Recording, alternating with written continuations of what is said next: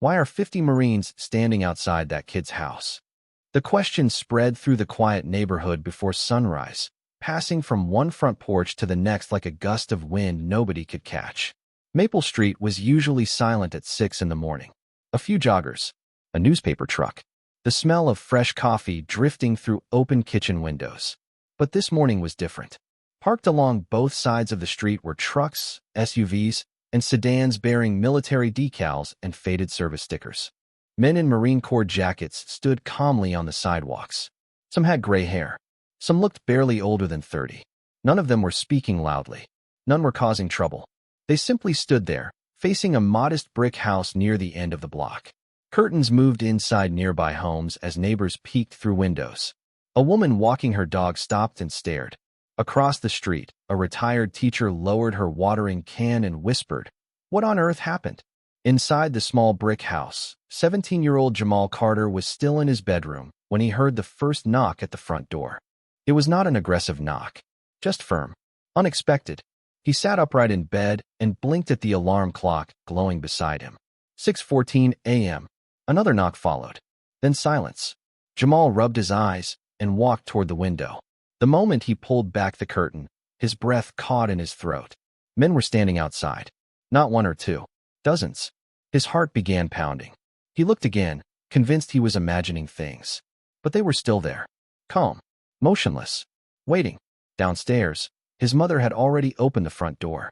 Jamal hurried into the hallway and heard her speaking to someone outside. Her voice sounded confused. Respectful. Nervous. He reached the staircase and froze. Through the doorway, he could see several Marines standing on the front lawn. The early morning sunlight reflected off polished shoes and neatly pressed jackets. One of the men held a folded cap against his chest. Another carried a small wooden box under his arm. None of it made any sense. Jamal tried to think of a reason they would be here. Had something happened? Had he accidentally done something wrong? Was someone in trouble? His stomach tightened. Outside, more vehicles continued arriving. A neighbor across the street stepped onto her porch and counted quietly under her breath before giving up.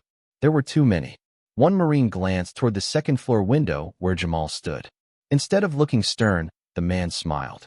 A small, respectful smile that somehow made the situation even more mysterious. Jamal slowly descended the stairs. Every step felt heavier than the last. The house smelled faintly of toast from breakfast and laundry detergent from the basket his mother forgot to put away the night before. Ordinary things. Normal things. Yet nothing felt normal anymore. As he reached the bottom step, he looked through the open doorway and saw the street lined with Marines stretching farther than he could count. And standing there in the golden morning light, surrounded by quiet respect, Jamal Carter had no idea that a simple act of kindness from weeks earlier had set this entire moment into motion. Jamal stood near the bottom of the staircase, gripping the wooden railing as though it might help him understand what he was seeing. Outside, the quiet line of Marines remained in place. The early morning sun had climbed higher, casting long shadows across the front lawn. His mother, Denise Carter, stood just inside the doorway speaking with a tall, gray-haired Marine whose uniform jacket displayed several ribbons above the pocket. The man spoke calmly, respectfully. Whatever he was saying seemed to confuse her even more. Jamal stepped forward. The floorboards creaked beneath his feet. Several heads turned toward him. Instantly, every conversation outside stopped. The silence felt enormous. Denise looked back at her son. "Jamal," she said softly, "they are asking for you." His stomach tightened. "For me?" The words sounded ridiculous the moment they left his mouth. He was 17 years old. He worked weekends at a grocery store. He worried about homework and gas money and whether the basketball team would make the playoffs. Marines did not show up looking for people like him. The gray-haired man stepped closer to the doorway. His weathered face carried the kind of calm confidence that came from decades of experience. "Jamal Carter?" he asked. Jamal nodded cautiously. "Yes, sir." The man smiled. Not a formal smile. A genuine one. "Good. We have been hoping to meet you." Behind him, dozens of Marines remained standing in complete stillness. Jamal glanced from face to face. Some appeared emotional. Others looked proud. One older man held his cap against his chest and stared at Jamal as if he were looking at someone he had known for years. Nothing about this made sense. Across the street, neighbors continued gathering. A woman carrying a coffee mug stood barefoot on her porch. Two children sat on bicycles at the curb. A delivery driver had stopped his truck and was openly watching the scene.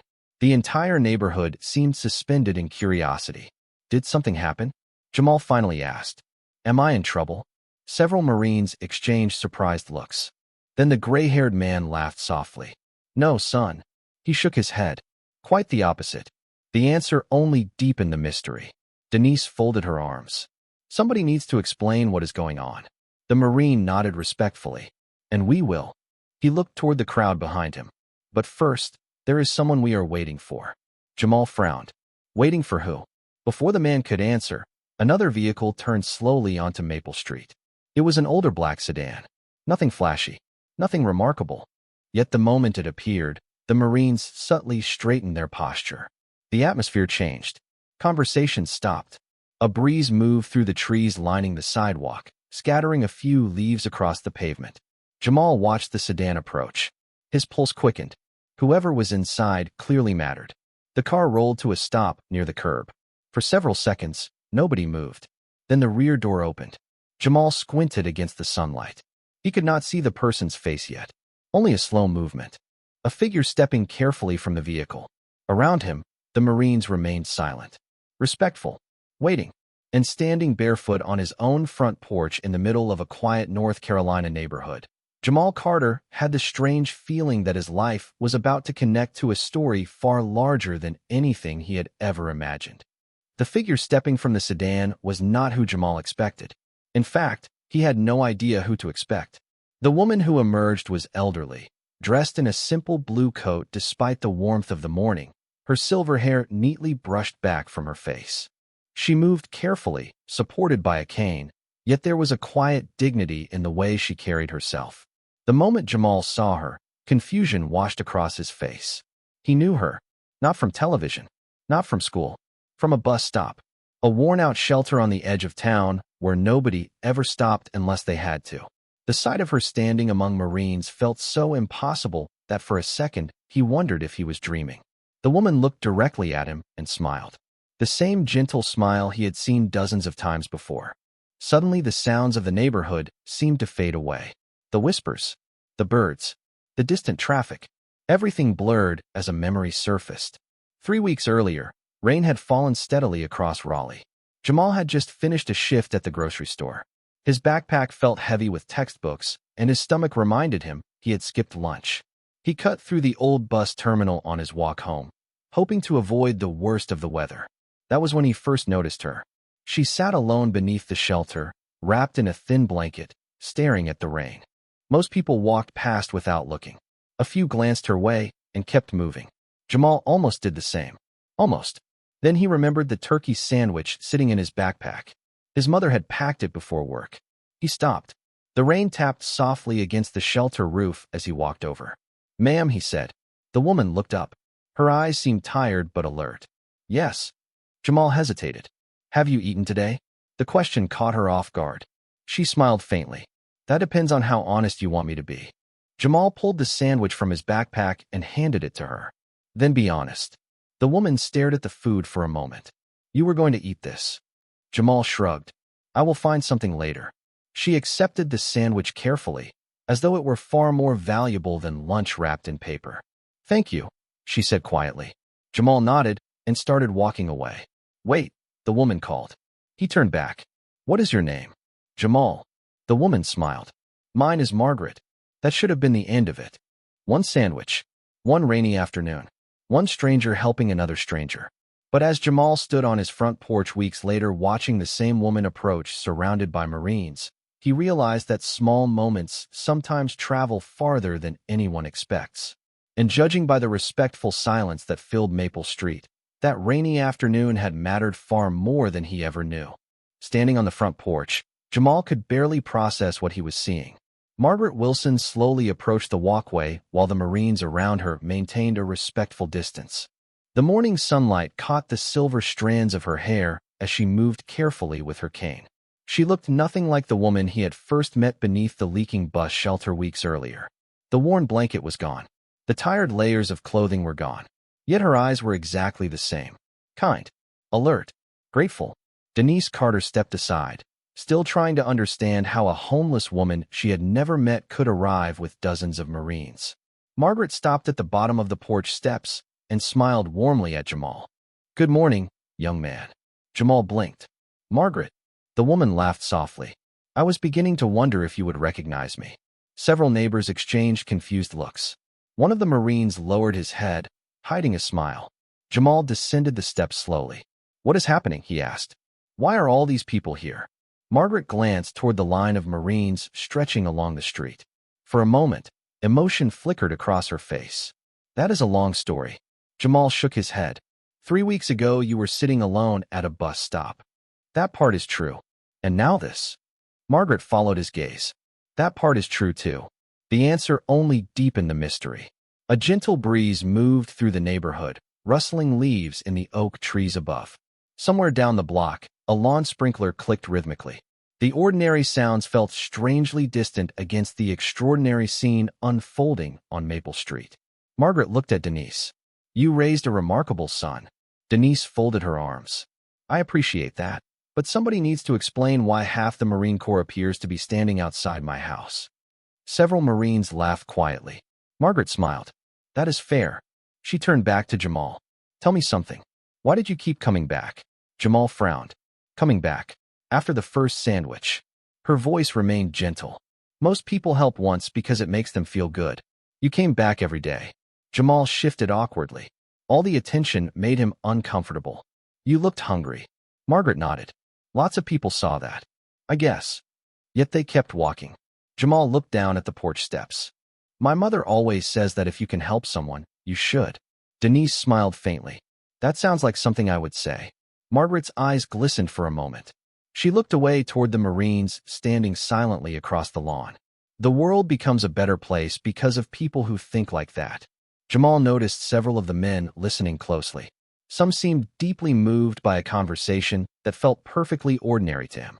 Then Margaret reached into her coat pocket and removed a small photograph. The edges were worn with age.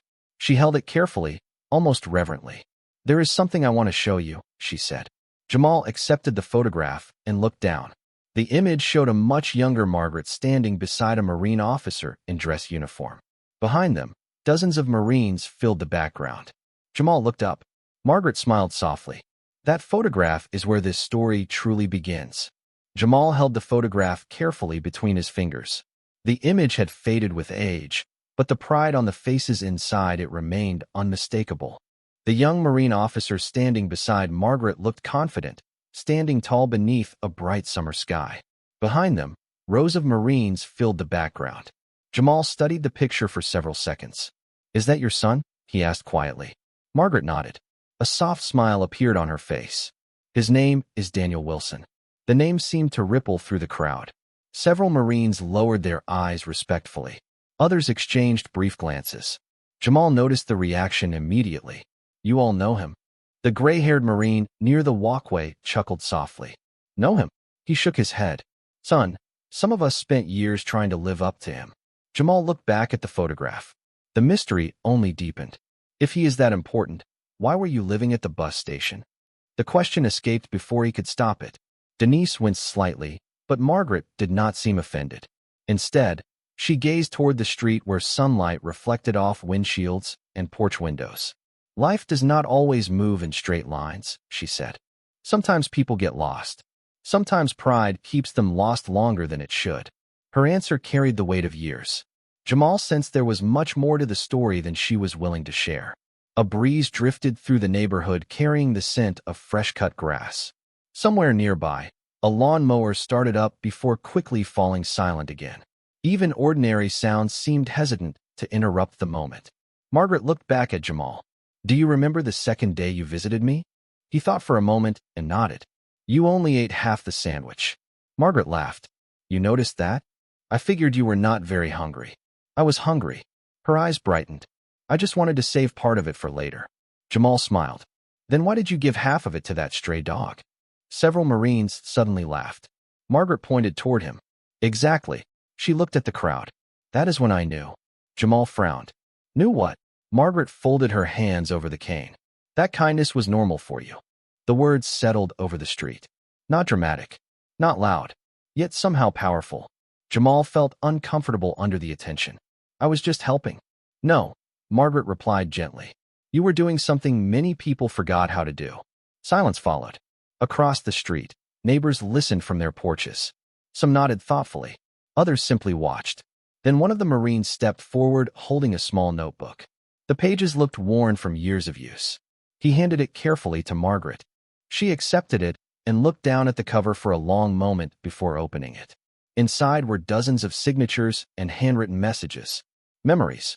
Names. Gratitude. Margaret ran her fingers across the pages. Her eyes shimmered. Then she closed the notebook and looked at Jamal. There is a reason these men came here today, she said softly. But before you understand that reason, you need to understand what happened after I met you at that bus stop. Margaret held the notebook against her chest as the neighborhood remained wrapped in an almost unreal silence. Even the curious neighbors across the street seemed unwilling to interrupt her. The Marine stood quietly beneath the morning sun, waiting for her to continue. Jamal shifted his weight on the porch steps, unable to look away. He had never seen so many people listening so carefully to one person.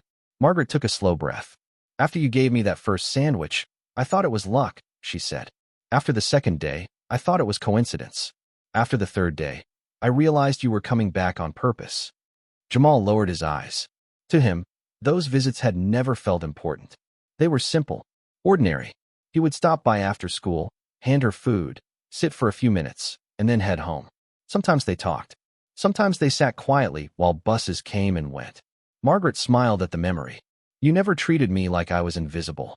A faint breeze moved through the trees. Most people looked away, she continued. They saw an old woman sitting alone and decided they already knew her story. Her gaze drifted toward the Marines. You were different. Jamal swallowed hard. The attention made him uncomfortable. I was just being polite. Several Marines exchanged knowing smiles. Margaret laughed softly. That is exactly what I mean. She opened the notebook again and carefully turned a few pages. Inside were photographs tucked between handwritten notes. Jamal noticed Marines in uniform, family gatherings, graduation ceremonies, holiday dinners. Entire lives captured in fading images. Margaret stopped at one photograph and showed it to him. It featured a young Marine standing beside a military transport aircraft, smiling broadly. Daniel sent me pictures every chance he got, she said. Even when he was busy, he always found a way. Jamal studied the image. You must have been proud. I was. Her voice softened. Very proud. For a moment, sadness flickered across her face before disappearing. A few years ago, after my husband passed away, things became difficult. Then they became more difficult. I made some choices I thought were protecting my family. She paused. Instead, they pushed me away from them. No one spoke. Even the children on bicycles had stopped moving. I left without telling many people where I was going, Margaret said. I convinced myself I did not want help. The gray-haired Marine lowered his head. It sounded like a story he had heard before. Months passed, Margaret continued. Then one day a teenager walked into a bus station carrying a sandwich. Jamal felt heat rise into his face. That was not a big deal. Margaret looked directly at him. It became one. Her eyes glistened. Because every day after that, you reminded me there were still good people in the world. The words settled over Maple Street. Some of the Marines looked away, visibly emotional. Others stared at Jamal with growing respect. Yet the teenager himself only looked confused. He still did not understand why dozens of Marines had traveled across multiple states to stand outside his house. Margaret seemed to recognize the question in his eyes. She closed the notebook carefully and smiled. The reason they are here began the day someone recognized me sitting at that bus stop. Margaret's words hung in the morning air as every eye on Maple Street remained fixed on her. Even the distant hum of traffic seemed quieter now. She rested both hands on the top of her cane and looked toward one of the Marines standing near the curb. The man appeared to be in his 60s, broad-shouldered despite his age, with silver hair and deep lines around his eyes. He gave a small nod. Margaret smiled. His name is Robert Hayes, she said. 3 weeks ago, he was driving past the bus station on his way to visit his granddaughter. Robert lowered his head modestly. I almost kept driving, he admitted. A few Marines chuckled softly. Traffic was terrible. The neighborhood listened closely. Robert continued. Then I looked toward the shelter and thought I recognized someone. He glanced at Margaret. At first I told myself it could not be her. Margaret laughed quietly. Most people say that. Robert nodded. I parked anyway. His voice grew softer. When I walked closer and saw her sitting there, I just stood still for a minute. Jamal watched him carefully. The older Marine's eyes had become glassy with emotion. Why? Jamal asked. Robert smiled. Because 30 years earlier, I had stood in a different place wearing a different uniform, and this woman treated every Marine who walked through her front door like family. Several Marines nodded immediately. Others looked away, remembering. Margaret shook her head. That was a long time ago. Not for us, Robert replied. The answer came without hesitation. Silence settled again. Robert looked at Jamal. You saw a homeless woman. We saw someone who spent decades taking care of people. He pointed gently toward the notebook in Margaret's hands. Every name in there has a story. Jamal glanced at the worn cover. Suddenly the notebook seemed heavier than before. Robert continued. When I found her, I called a few friends. Those friends called other friends. Within 24 hours, people from 3 states were looking for ways to help. A murmur moved through the crowd. Denise Carter folded her arms and shook her head in disbelief. All because somebody recognized her? Robert smiled. No, ma'am. He looked directly at Jamal. Because somebody recognized her and discovered she was not alone. Jamal felt a strange knot form in his chest. Margaret's eyes softened. Robert told everyone about the teenager who kept showing up with food. Jamal immediately shook his head. You did not need to do that. Several Marines laughed. One of them spoke up from the sidewalk. Too late. More laughter followed. The atmosphere, tense and mysterious only minutes earlier, began warming with affection. Yet Jamal still sensed there was something bigger beneath the surface. Robert seemed to read his thoughts. He reached into his jacket and removed an envelope. The paper looked worn from travel. When people heard about you, he said, they wanted to meet the young man who reminded Margaret that the world had not forgotten her. Jamal stared at the envelope. Me? Robert nodded. And that is only part of the reason we came. The smile on his face widened slightly. Because what happened after that first phone call surprised all of us. Robert handed the envelope to Jamal with the kind of care usually reserved for something irreplaceable. The teenager accepted it hesitantly, while dozens of Marines watched from the sidewalk. The paper felt surprisingly heavy in his hands. He looked at Margaret, then at Robert. What is this? Robert smiled. Open it.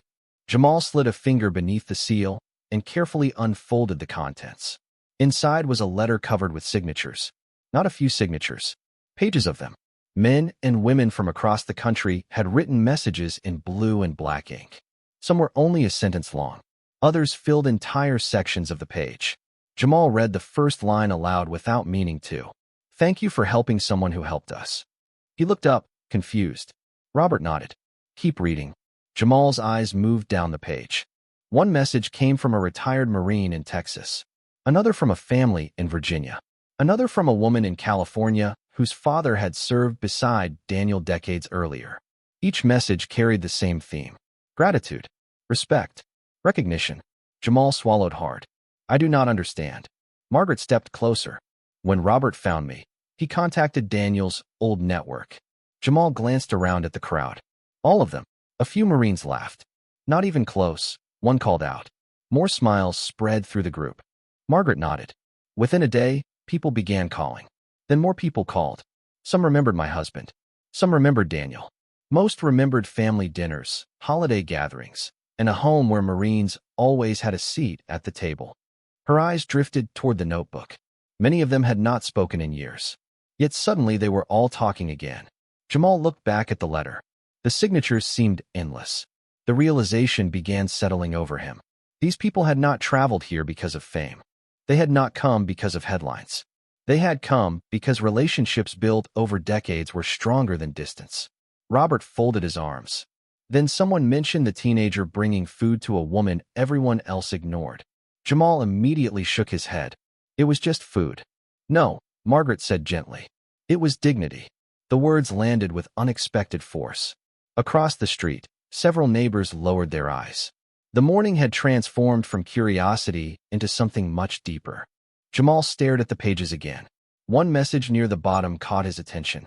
The handwriting was shaky. Older. It read, sometimes the smallest kindness arrives exactly when someone needs it most. He read the sentence twice. Then a third time. Margaret noticed. That message came from Daniel. Jamal froze. Your son wrote that. Margaret nodded. After Robert found me, he called Daniel. The Marines grew quiet again. The atmosphere shifted. Jamal looked up. Where is he? For the first time all morning, Margaret did not answer immediately.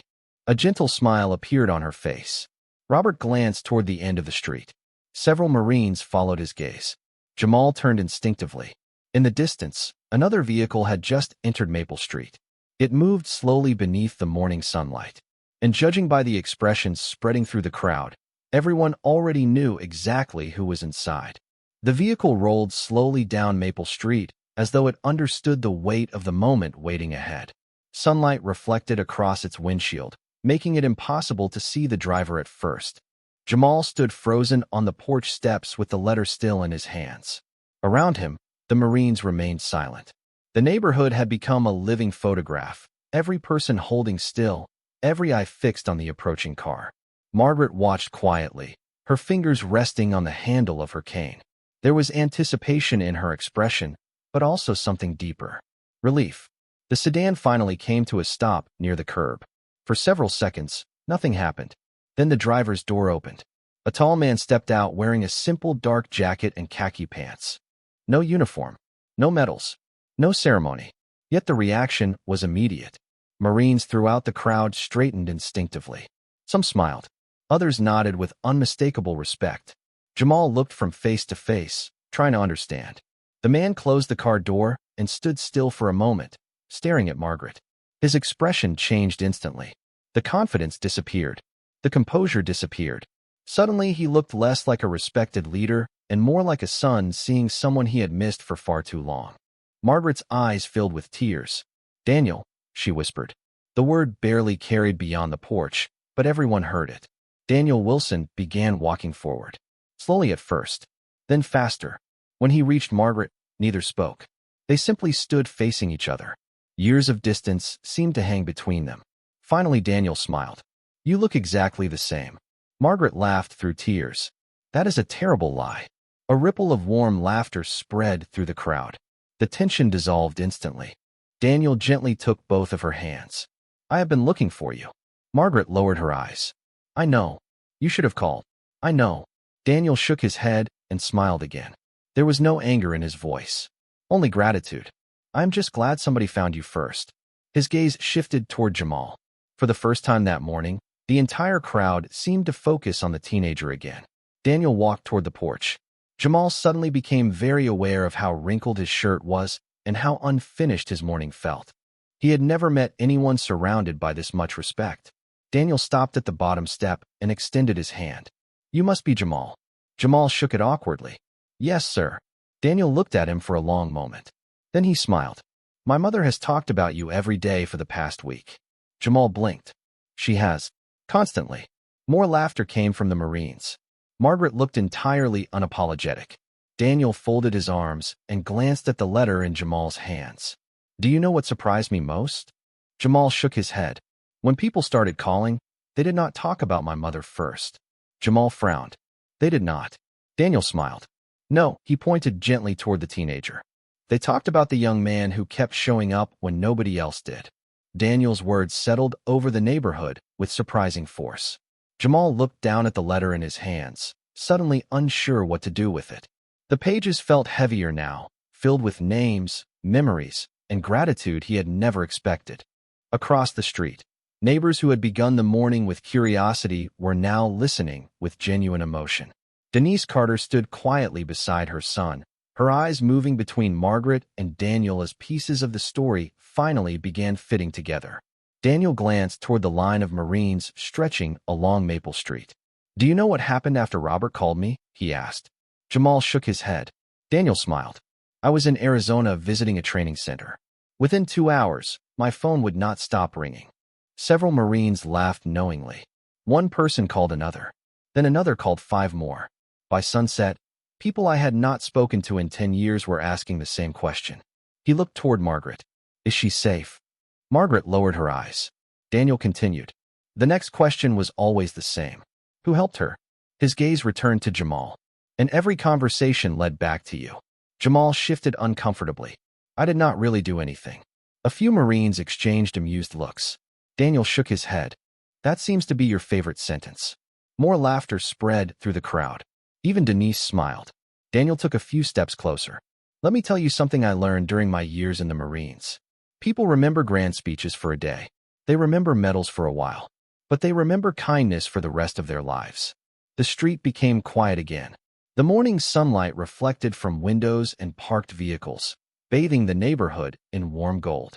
Daniel pointed gently toward the notebook Margaret carried. Every person who signed that notebook has a story about someone who showed up when they needed help. He paused.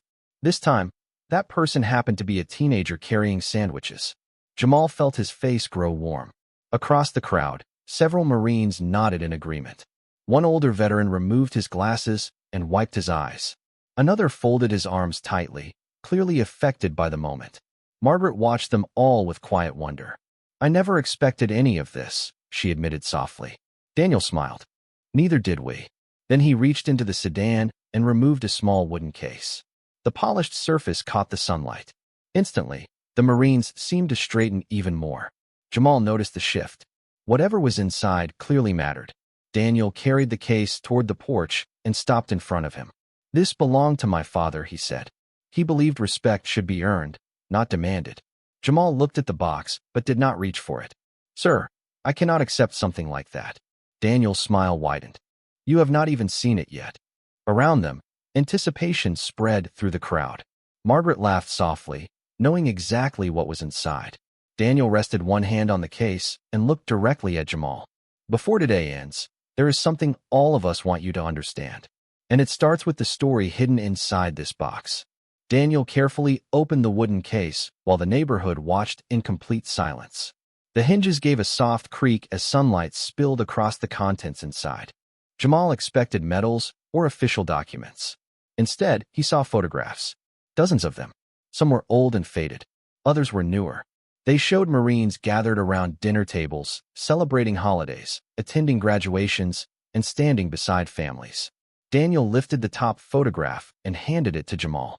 My father carried these for years, he said. Jamal studied the image. A group of young Marines sat crowded around a kitchen table, laughing over a meal.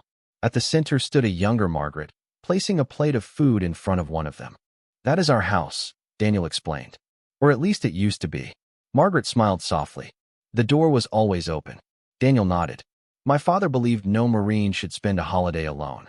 My mother made sure that happened. Several Marines nearby exchanged emotional glances. One older veteran quietly wiped a tear from the corner of his eye. Daniel removed another photograph. Then another. Every image told the same story. People welcomed. People supported. People treated like family. Many of the men and women standing here today spent time in that house, Daniel said. Some stayed for dinner. Some stayed for weeks.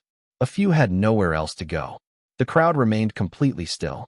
Jamal looked around and suddenly realized that many of the faces surrounding him had once been young people searching for belonging. Margaret had given them that. Daniel reached deeper into the case and removed a folded piece of paper. Unlike the photographs, it looked new. When Robert found my mother, he called me immediately, Daniel said. The first thing I asked was whether she was safe.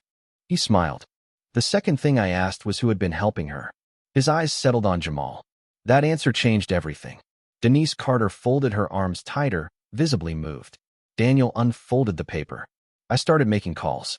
Then other people started making calls. Every conversation ended the same way. Somebody would say, "We should thank that kid." Laughter spread gently through the crowd. Daniel continued. Then somebody else said, "No, we should show him what his kindness means." Jamal lowered his eyes. He still felt like there had been some kind of mistake. Daniel stepped closer. You never knew who Margaret Wilson was. You never knew who her family was. You never expected anything in return. Jamal shook his head. No, sir. Daniel smiled. Exactly. He looked toward the Marines lining Maple Street. That is why they are here. A deep silence followed. Not awkward silence. Respectful silence. The kind that appears when people recognize something rare. Margaret rested a hand on Jamal's shoulder. You reminded all of us of something important, she said quietly. Character is revealed when nobody is watching. The morning breeze moved gently through the trees overhead. Around them, Dozens of Marines stood beneath the sunlight, not because they had been ordered to come, not because they expected recognition, but because one teenager had unknowingly reminded them of the values they spent their lives trying to honor. And for the first time since the crowd arrived, Jamal began to understand why none of them had stayed home. For several moments, nobody moved. The quiet respect that filled Maple Street seemed to settle over every porch, every parked vehicle, every person standing beneath the bright Carolina sky. Jamal looked at the faces surrounding him and realized that many of these people had traveled hundreds of miles simply to be there. Not because they were required to, not because anyone had ordered them. They came because a story about kindness had reached them, and they had decided it mattered. Daniel closed the wooden case and handed it to Jamal. "Keep it," he said. Jamal immediately shook his head. "Sir, I cannot." "Yes, you can." Daniel smiled. "The photographs belong to our family. The lesson inside them belongs to everyone." Denise Carter placed a hand over her mouth, visibly emotional. Margaret watched quietly, her eyes shining in the morning light. The crowd remained completely still as Jamal accepted the case. It felt far heavier than wood and photographs. It felt like responsibility. Daniel then turned toward the Marines. "There is one more thing." At once, dozens of heads lifted. A few neighbors leaned forward from their lawns, sensing something important was about to happen. Daniel looked back at Jamal. "You spent weeks showing respect to someone the world overlooked." He paused. "Today, we would like to return that respect." Without another word, the Marines formed two lines along the sidewalk stretching from the Carter home to the end of the block. The movement was calm and precise. No commands were shouted. No speeches were given. Yet the sight carried tremendous meaning. Jamal stared in disbelief. The line seemed to go on forever. Veterans, active-duty Marines, retirees, and family members stood shoulder to shoulder beneath the sunlight. Margaret wiped away a tear. Robert Hayes smiled quietly. "Walk with us, son." Jamal looked at his mother. Denise nodded. "Go ahead." Slowly, Jamal stepped off the porch. As he entered the pathway formed by the Marines, each person greeted him in a different way. Some offered a handshake. Some offered a nod. Others simply looked him in the eye and said two words. "Thank you." Again and again he heard the same words. "Thank you. Thank you. Thank you." The repetition overwhelmed him more than any ceremony could have. These were people he had never met. Yet many looked at him as though he had reminded them of something they feared the world was forgetting. Halfway down the line, Jamal glanced back. Margaret stood beside Daniel, watching with a smile that seemed lighter than any expression he had seen on her face before. For the first time since meeting her at the bus stop, she no longer looked alone. She looked home. The realization settled warmly in his chest. This entire morning had never been about recognition. It had never been about attention. It was about connection. One small act of kindness had led a mother back to her family, reunited old friends, and reminded an entire community what compassion looked like. And as the sunlight continued pouring across Maple Street, nobody seemed eager for the moment to end. The gathering slowly began to break apart as the morning stretched toward noon, but nobody seemed eager to leave. Conversations filled Maple Street. Marines who had not seen one another in years exchanged stories beneath the shade of oak trees. Neighbors carried out folding chairs. Someone brought coffee. Someone else arrived with homemade pastries. What had begun as a mystery had transformed into something that felt more like a family reunion. Jamal sat quietly on his front porch holding the wooden case across his lap. The polished surface reflected the sunlight in soft golden streaks. Every so often he opened it again, looking through the photographs one more time. The faces felt familiar now, not because he knew them personally, but because he understood what connected them. Kindness, loyalty, gratitude, the same values that had quietly linked one generation to another. A few feet away, Margaret sat beside Daniel. For the first time since Jamal had met her, there was a visible lightness in her posture. The weight she had carried seemed smaller now. She laughed more easily. She smiled more often. She no longer glanced over her shoulder as though expecting to be forgotten. Daniel noticed it too. "You look happy," he said softly. Margaret smiled. "I am." Her eyes drifted toward Jamal. "Because somebody reminded me that people still care." Daniel followed her gaze. Across the lawn, Jamal was helping one of the older Marines carry a box of bottled water. The teenager did it without being asked, without expecting recognition, exactly as he had done everything else. Daniel shook his head and laughed quietly. You were right about him. Margaret's smile widened. I know. As the afternoon sunlight warmed the neighborhood, people gradually began saying their goodbyes. Vehicles pulled away one by one. Handshakes turned into hugs. Promises were made to stay in touch. The long line of Marines that had once filled Maple Street slowly disappeared. Yet the feeling they left behind remained. Before departing, Robert Hayes approached Jamal one final time. He extended his hand. Jamal shook it firmly. Take care of yourself, son, Robert said. And do not change. Jamal smiled. I will try. Robert nodded. That is all any of us can do. By late afternoon, only a handful of people remained. The street had returned to normal. The neighbors went back inside. The delivery trucks resumed their routes. Children rode bicycles across the sidewalk again. Life moved forward. Yet something invisible had changed. Standing near the curb, Margaret prepared to leave with Daniel. Before getting into the car, she turned toward Jamal. For a moment, neither spoke. Words seemed unnecessary. Finally, she stepped forward and hugged him. Thank you, she whispered. Jamal smiled.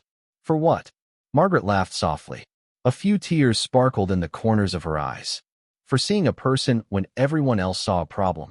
Then she stepped back and climbed into the car. Jamal watched as the vehicle disappeared down the street. The sunlight was beginning to fade, casting long shadows across the pavement.